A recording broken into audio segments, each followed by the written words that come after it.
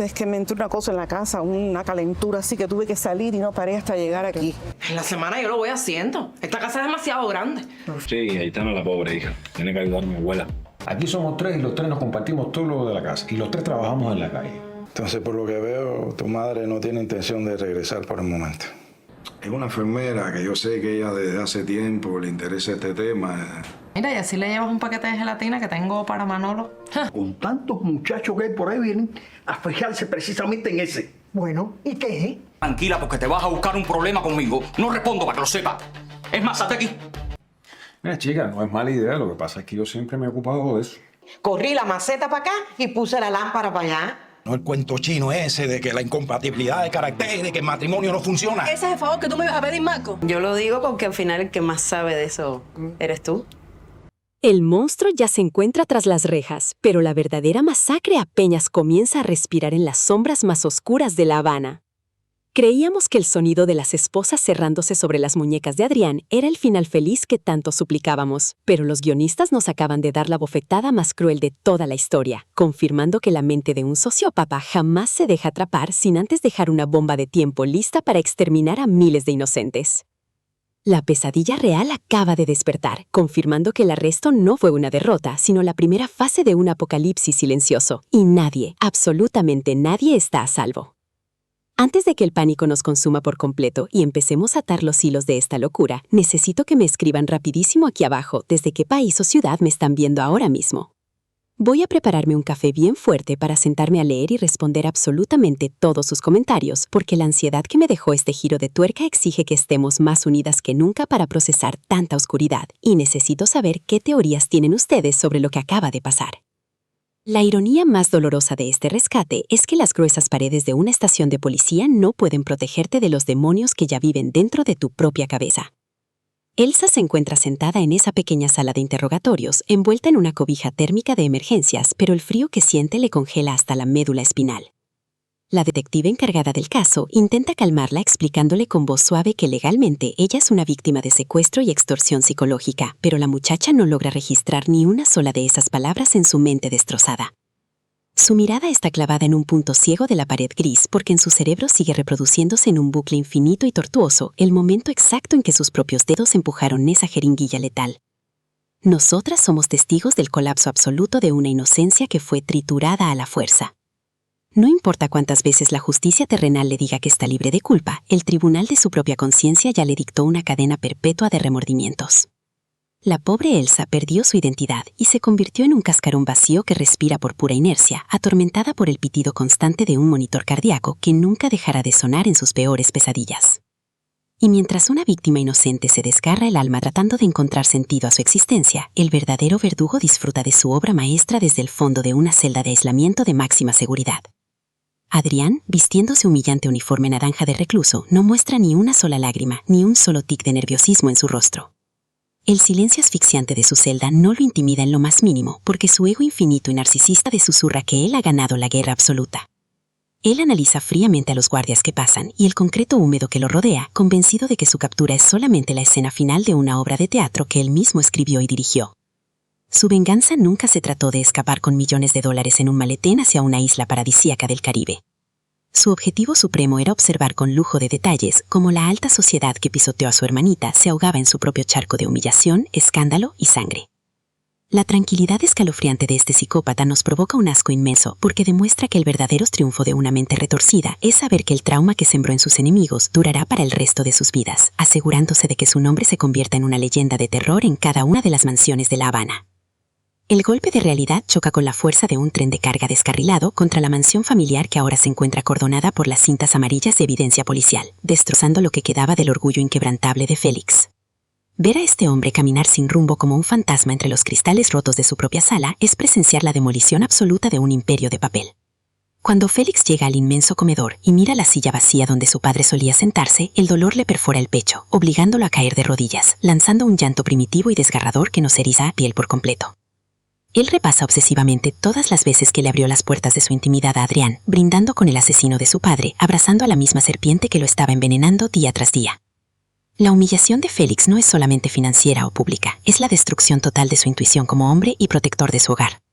Se da cuenta de la manera más cruel posible que su clasismo rancio y su necesidad superficial de rodearse de gente aparentemente perfecta lo volvieron completamente ciego ante el depredador letal que dormía en la habitación de al lado, cobrándole la vida del abuelo Manolo como precio directo por su arrogancia y estupidez.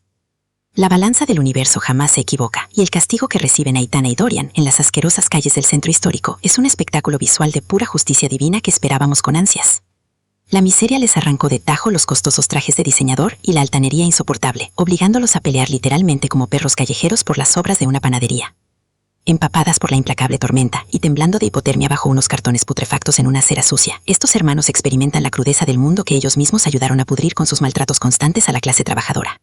El momento cumbre y más glorioso de esta lección moral ocurre cuando Dorian, desesperado, humillado y muerto de hambre, reconoce a la distancia a Niurka, la misma empleada humilde que él denigraba diariamente en el restaurante. El cinismo de Dorian no tiene límites ni vergüenza al acercarse a suplicarle dinero, intentando manipular los recuerdos del pasado para dar lástima. Nosotras vibramos de pura emoción cuando Niurka lo escanea de arriba a abajo con una calma majestuosa y superior. Ella no levanta la voz, no necesita gritar ni rebajarse al nivel de sus antiguos agresores. Simplemente saca una moneda de su viejo monedero, la arroja al charco de lodo a los pies de Dorian y le aconseja con voz firme que se compre la dignidad que le falta. Ese desprecio mudo y sumamente elegante es el golpe de gracia para el ego de Dorian, quien se desploma llorando a mares junto a Aitana, asimilando que ahora son la escoria de una sociedad que los escupió y los expulsó para siempre. En medio de tanta negrura y miseria humana, la verdadera luz se abre paso frente a los pesados e imponentes muros de acero de la prisión federal, regalándonos la catarsis emocional y el respiro que Lise tanto merecía después de tanto sufrimiento. La congelación absoluta de los activos corruptos y las cuentas fantasmas de Marcos cortó de raíz el oxígeno de su maquiavélico chantaje, permitiendo que la defensa legal demostrara de una vez por todas la inocencia de Onel, exponiendo la siembra de drogas en el aeropuerto. El ruido metálico de las rejas abriéndose de par en par marca el final de un calvario insoportable para ambos. Onel sale cruzando el patio exterior con el rostro evidentemente cansado, pero con el brillo inconfundible de la libertad intacto en su mirada. Y cuando choca con los ojos llorosos de Lise, el mundo entero parece detenerse. La carrera desesperada de la muchacha para fundirse en un abrazo profundo y lleno de lágrimas nos hace sentir en carne propia el alivio inmenso de haber sobrevivido al sadismo de un exmarido enfermo de poder. Onel la aprieta fuertemente contra su pecho, besándole el rostro y jurándole que el terror quedó enterrado atrás. Salen de ese infierno tomados de la mano, caminando bajo el cálido sol, recuperando su derecho a ser felices, demostrando que la fuerza y la resistencia del amor verdadero siempre encuentra la manera de quebrar las cadenas más pesadas de la manipulación. El final de Marcos es un verdadero banquete de justicia que saboreamos lentamente porque el propio destino lo arrojó directo a la alcantarilla que él mismo construyó para destruir a otros. Sentado en la fría sala de la fiscalía, rodeado de agentes federales, el falso emperador intenta seguir jugando su papel de empresario intocable, gritando órdenes absurdas y exigiendo amparos millonarios. Pero su realidad económica ha sido borrada del mapa por completo. Su costoso y prestigioso abogado lo mira con total desdén, cierra con calma su maletín de cuero y le anuncia la peor de las noticias, informándole que sus cuentas están confiscadas internacionalmente, que no hay fondos para pagar sus inmensos honorarios y que por lo tanto renuncia al caso, dejándolo a la deriva en manos de un defensor público novato. El terror absoluto se apodera del rostro de Marcos cuando asimila que ha perdido su único superpoder real. Despojado de su abultada chequera, es simplemente un criminal común silvestre sin influencia ni respeto en un mundo que lo va a devorar vivo. Sus gritos patéticos resonando por los pasillos mientras los guardias lo arrastran a la fuerza a una celda saturada de delincuentes violentos son la confirmación brutal de que el karma no perdona jamás a los narcisistas, dejándolo pudrirse en el anonimato más oscuro y aterrador que pueda existir. La sanación de las almas puras de esta historia nos transporta a ese pequeño cuartucho con goteras donde Víctor y Zulien reciben una visita inesperada que reescribe todas las reglas del perdón y la redención familiar. Félix entra a ese humilde lugar sin un solo rastro de su antigua prepotencia o de la soberbia que heredó de su padre. Cae pesadamente de rodillas frente a la pareja con los ojos hinchados por el llanto reciente, reconociendo abiertamente que su ceguera elitista le costó perderlo absolutamente todo mientras rechazaba y humillaba a un hombre brillante y honesto simplemente por no tener un apellido reconocido ni una billetera gorda. Víctor, demostrando que tiene el alma más noble y compasiva de toda La Habana, levanta con suavidad al hermano de su novia, le sirve una modesta taza de café y le asegura mirándolo a los ojos que el rencor no habita en esa casa y que el pasado se queda en el pasado. Zulien y Félix se funden en un abrazo apretado que repara milagrosamente años de distancia, dolor y humillaciones injustificadas. Félix, motivado por un arrepentimiento genuino y purificador, saca de su bolsillo unos documentos legales correspondientes a una pequeña herencia limpia de su madre y se los entrega, exigiendo de corazón que lo usen para fundar su soñado soñada compañía de danza independiente. Es el triunfo definitivo y absoluto de la integridad sobre el dinero sucio, cerrando las heridas de generaciones y garantizando un futuro construido sobre el talento, el esfuerzo y el respeto mutuo. Pero el alivio y la paz que sentíamos se hacen pedazos en cuestión de microsegundos cuando regresamos a las frías y estériles oficinas de inteligencia del Estado, donde los fiscales más rudos intentan quebrar el silencio sepulcral de la sicaria Vanessa. La asesina se encuentra fuertemente esposada a la mesa de metal, enfrentando amenazas directas de cadena perpetua y ofertas de inmunidad parcial si accede a testificar en la corte contra Adrián. Sin embargo, ella mantiene una sonrisa petrificante e inhumana, clavando sus oscuros ojos en el segundero del reloj de la pared, disfrutando sádicamente de un secreto que está a punto de paralizar de terror al país entero. Con una tranquilidad espantosa que nos pone los vellos de punta, se acerca lentamente al micrófono de grabación y les destroza la realidad a los investigadores, revelando que Adrián jamás de los jamases se habría entregado a la justicia sin activar antes su letal protocolo de aniquilación masiva. La sicaria confiesa, riéndose entre dientes, que horas antes de su captura en la mansión, ella vertió cientos de litros de ese mismo veneno mortal e indetectable en los inmensos tanques de agua potable que abastecen de manera exclusiva a los lujosos vecindarios y clubes privados de la élite capitalina. Un golpe directo y despiadado al corazón mismo de la clase alta que asesinó a su hermana en el pasado. Nos quedamos sin oxígeno y paralizadas frente a la pantalla, sabiendo que en este preciso instante miles de familias arrogantes están a punto de consumir su propia muerte colectiva sin saberlo, mientras los detectives corren desesperados tumbando sillas, tratando de alertar a las autoridades para evitar una tragedia apocalíptica, dejándonos con la sangre helada y una necesidad enfermiza de saber qué sucederá a continuación. Si este nivel incalculable de oscuridad mental y giros macabros te dejó con la boca abierta igual que a mí y necesitas procesar urgentemente cada detalle oculto de esta brillante e infartante historia, tienes que actuar ahora mismo. Si quieres estar un paso adelante de la tragedia y prepararte para el impacto visual de los próximos capítulos, presiona ese botón de suscribirse en este instante y nos vemos en el próximo video para seguir destapando la verdad. El sonido de esta confesión asquerosa rebotando contra las paredes de metal de la sala de interrogatorios es el detonante del terror más absoluto que hayamos presenciado jamás en la historia de la televisión, porque nos confirma que la maldad de un sociópata no tiene límites físicos ni fronteras morales. Nosotras que llevamos analizando cada parpadeo de estos personajes estábamos convencidas de que la captura de Adrián marcaba el final del juego, pero la mente de este monstruo siempre estuvo 10 pasos por delante de la justicia terrenal. La revelación de Vanessa sobre el veneno vertido en las reservas de agua potable de los vecindarios más exclusivos de La Habana nos deja literalmente sin respiración, paralizadas frente a la pantalla, porque comprendemos en una fracción de segundo la inmensa magnitud de esta venganza apocalíptica. El agua, el elemento más puro y esencial para la vida humana, ha sido transformado por el resentimiento de este hombre en un arma de destrucción masiva, indetectable e imparable. La ironía macabra de utilizar el mismo nombre de la novela para ejecutar su golpe maestro nos hiela la sangre en las venas, demostrando que Adrián no quería simplemente robarles el dinero a los ricos, quería que ellos mismos bebieran, tragaran y se asfixiaran con la misma dosis de muerte silenciosa que le aplicaron a su hermana menor hace tantos años. La reacción dentro de la estación de policía es un caos absoluto que raya en la histeria colectiva. Los detectives que hace apenas unos minutos celebraban la captura del siglo ahora corren despavoridos por los pasillos grises, tumbando sillas y chocando contra los escritorios, intentando comunicarse desesperadamente con la central de acueductos del estado. El capitán de la unidad de homicidios, con el rostro completamente pálido y cubierto de sudor frío, levanta el teléfono rojo de emergencias gritando órdenes para que se corten de inmediato todas las válvulas de suministro que conectan con la zona norte de la ciudad. Pero nosotras sabemos que el tiempo es el peor enemigo en esta carrera suicida, porque la sicaria confesó que el veneno fue vertido durante la madrugada y el reloj ya marca las primeras horas de la mañana. Eso significa que el agua contaminada ya ha estado fluyendo libremente por las inmensas tuberías subterráneas, llenando las cisternas privadas, los lujosos jacuzzis y las modernas cafeteras de las mansiones más costosas de la capital. La impotencia que sentimos como espectadoras es verdaderamente tortuosa, porque estamos viendo a las autoridades chocar contra un muro de burocracia y retrasos técnicos, mientras miles de familias arrogantes y ajenas a la tragedia se despiertan tranquilamente en sus camas de seda, listas para consumir su propia sentencia de muerte. El contraste visual y psicológico que los guionistas nos presentan en estas escenas simultáneas es una verdadera obra de arte del suspenso. Mientras los policías sudan sangre intentando evitar la masacre, la cámara nos transporta al interior de esas gigantescas mansiones, donde reina una calma perturbadora y una ignorancia absoluta. Vemos a empresarios millonarios abriendo las llaves de sus duchas de oro para darse un baño matutino, sintiendo el agua tibia resbalar por su piel, sin tener la más mínima idea de que cada gota está cargada con una neurotoxina paralizante, que destruirá su sistema nervioso central en cuestión de minutos. Vemos a las señoras de la alta sociedad,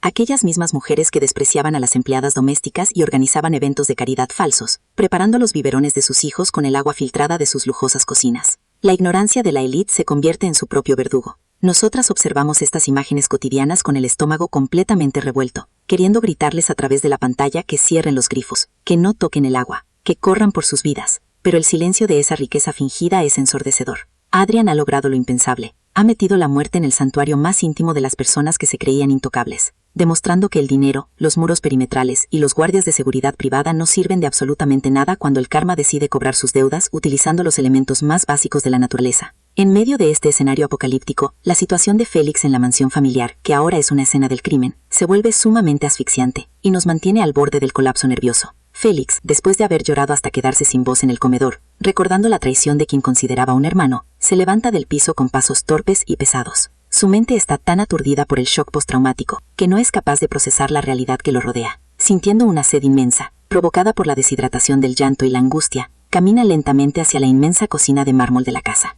Nosotras contuvimos la respiración, sintiendo verdaderas náuseas por la tensión acumulada, cuando lo vemos tomar un vaso de cristal impecable y acercarlo a la boquilla del refrigerador inteligente. El sonido del agua llenando el vaso retumba en nuestros oídos como el latido de un tambor fúnebre. Sabemos perfectamente que el depósito interno de esa mansión ya está contaminado con el veneno de Adrian. Félix levanta el vaso, mirándolo fijamente con los ojos inyectados en sangre, perdido en sus oscuros pensamientos, a un solo segundo de tragar el líquido que le paralizaría el corazón, igual que a su padre. La agonía de esta escena se estira milímetro a milímetro, jugando con nuestra psicología de una manera tan sádica que nos obliga a apartar la mirada, rogando que algún milagro intervenga antes de que este hombre inocente y destrozado termine pagando el precio final por la ceguera de su propio clasismo. Pero el universo tiene un sentido del humor sumamente oscuro y retorcido a la hora de repartir la salvación y la condena. Mientras la élite se encuentra a segundos de beber el veneno, la miseria más absoluta se convierte paradójicamente en el escudo protector más efectivo para aquellos que perdieron su estatus social.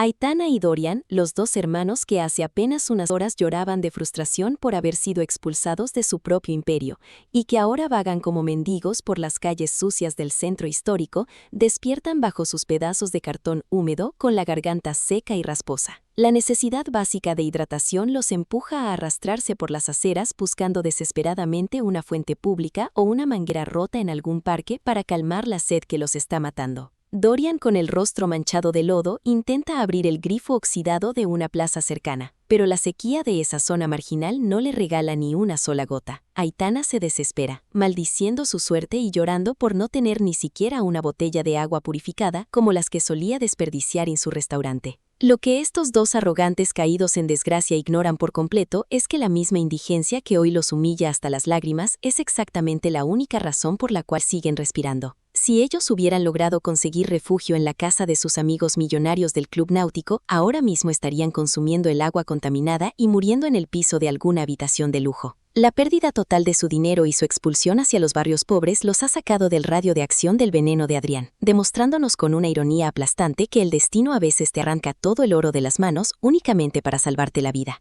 obligándote a tragar tierra para evitar que tragues veneno. Esa misma salvación kármica envuelve el humilde y agrietado techo de Víctor y Zulian, quienes se encuentran completamente ajenos al terror químico que se desata en las alturas de la ciudad. En su pequeño cuarto la pobreza no es un castigo, sino una burbuja de inmunidad. Víctor se levanta temprano, acariciando el rostro dormido de Zulian y se dirige al viejo lavadero de cemento para echarse un poco de agua en la cara, preparándose para otra jornada de trabajo pesado. El agua que fluye por esas tuberías oxidadas y viejas de los barrios populares está sucia, a veces sale con tierra, y nunca es cristalina, pero es un agua limpia de la venganza de Adrián. El sociópata, en su diseño milimétrico del terror, se aseguró de que el veneno solamente fuera inyectado en las bombas de alta presión que alimentan los acueductos exclusivos de los ricos, protegiendo sin saberlo a la clase trabajadora que él tanto defendía en su retorcido discurso. Nosotras observamos a Víctor bebiendo de ese grifo viejo, sintiendo un profundo alivio en el pecho al comprobar que la humildad de esta pareja los ha salvado de la masacre. El universo sigue protegiendo a aquellos que eligen el amor por encima del interés económico, confirmando que mientras el viejo Gonzalo probablemente se esté sirviendo una copa letal en su inmensa y solitaria mansión, su hija Zulian respira sana y salva en la miseria que él tanto despreció, dándonos una lección moral tan contundente que nos eriza la piel. Y mientras la tragedia se bifurca entre los que tienen sed y los que beben muerte, el escenario en los pasillos de la fiscalía, donde Marco se encuentra retenido, nos ofrece un matiz psicológico fascinante sobre la vulnerabilidad del poder. El ex magnate que horas antes se creía el amo y señor del chantaje corporativo está encerrado en una celda de detención temporal, exigiendo a gritos que le traigan una botella de agua mineral importada porque se niega a beber del vaso de plástico rayado que le ofrecieron los guardias de turno. Su egoísmo y su complejo de superioridad lo mantienen en un estado de negación constante, creyendo que a pesar de estar embargado y arruinado, él sigue mereciendo un trato preferencial.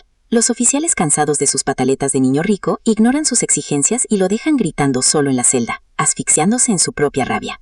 La maravillosa ironía de esta escena es que la sed que Marcos siente es su propio castigo inmediato, pero al mismo tiempo, su encarcelamiento en una instalación gubernamental que no se abastece del acueducto de la élite lo está salvando de morir envenenado. El sociópata manipulador sobrevive físicamente a la venganza del otro sociópata vengador, pero queda condenado a enfrentar una vida entera de humillaciones judiciales y pobreza absoluta, demostrando que para ciertos monstruos narcisistas la muerte rápida sería un premio inmerecido, y que el verdadero infierno que les corresponde es vivir décadas encerrados viendo cómo el mundo los olvida por completo. La paz y la inmensa liberación que Lise y O'Neill experimentan al caminar tomados de la mano lejos de los muros de la prisión choca frontalmente con el caos absoluto que empieza a desatarse en las calles de la ciudad.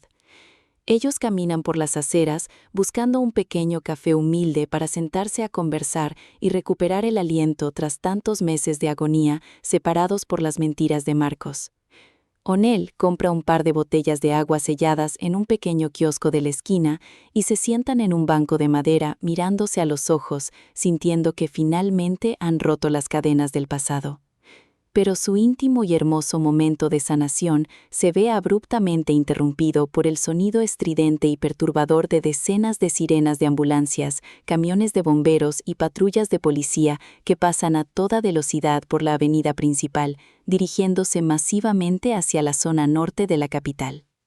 Lise y O'Neill se ponen de pie asustados, observando el despliegue de emergencia sin entender qué está ocurriendo. Nosotras, que conocemos la verdad trágica que se esconde detrás de esas sirenas, sentimos una opresión inmensa en el pecho al ver la expresión de desconcierto de esta pareja. Ellos acaban de escapar de su propio infierno personal, solo para descubrir que la ciudad entera está a punto de sumergirse en una oscuridad muchísimo mayor, recordándonos que en esta historia la tranquilidad es un espejismo extremadamente frágil y que nadie puede considerarse verdaderamente a salvo hasta que caiga el último telón. El epicentro de todo este terror, la celda de aislamiento de Adrián, se convierte en un santuario de la locura, donde la psicología humana nos muestra su rostro más espeluznante. El sonido lejano de las sirenas logra filtrarse a través de los gruesos muros de concreto de la prisión, llegando hasta los oídos del sociópata. Adrián, sentado en la penumbra, con la espalda apoyada contra la pared fría, levanta la cabeza lentamente. Una sonrisa inmensa, oscura y cargada de una satisfacción sádica se dibuja en su rostro demacrado.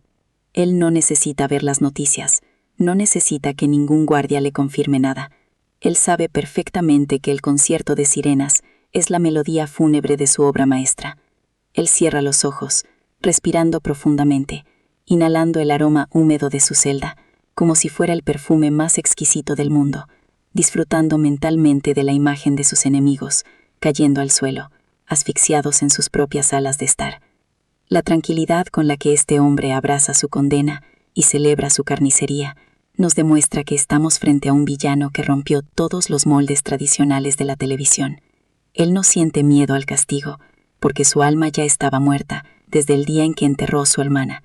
El vacío existencial que lo define se ha llenado momentáneamente con el sufrimiento masivo de la clase social que él tanto odiaba, convirtiéndolo en el arquitecto del dolor más implacable que hemos tenido que analizar, obligándonos a cuestionar hasta qué punto el trauma justifica la creación de un monstruo de estas magnitudes. La carrera contra el reloj en las inmensas instalaciones de la planta de tratamiento de agua de la ciudad es una secuencia de adrenalina pura que nos mantiene con los músculos tensos y las manos sudadas. Decenas de comandos policiales y técnicos del gobierno llegan derrapando en sus vehículos, rompiendo los candados de seguridad de las rejas principales para acceder a los paneles de control. El ingeniero jefe, bajo la mirada aterrada de los detectives, teclea desesperadamente códigos de emergencia en las computadoras centrales, intentando cerrar las compuertas gigantescas que envían el agua hacia los tanques de distribución de los barrios ricos. Los monitores muestran en líneas rojas parpadeantes el avance letal de la sustancia química, viajando por las tuberías a una velocidad vertiginosa. El capitán de la policía grita a todo pulmón, exigiendo que corten la electricidad de las bombas principales, si es necesario, mientras los agentes de calle corren con megáfonos por las avenidas de la élite, ordenando a los vecinos que no abran los grifos, que no beban ni una sola gota. La cacofonía de los gritos, las sirenas y el ruido sordo de la maquinaria industrial apagándose de golpe crea un clímax de desesperación absoluta. Los técnicos logran bajar las inmensas palancas de metal, deteniendo el flujo del agua con un estruendo brutal, pero el silencio pesado que sigue a esta acción no trae ningún alivio. El ingeniero, con las manos en la cabeza y temblando de terror, se gira hacia el capitán de la policía, informándole con voz rota que lograron detener el bombeo principal, pero que miles de litros del agua envenenada ya pasaron las válvulas de contención durante la madrugada y ya se encuentran alojados en las cisternas privadas de cientos de mansiones. El daño ya está hecho, y la guadaña de Adrián ya ha rozado los cuellos de la élite, sin que nadie pueda hacer absolutamente nada para revertirlo.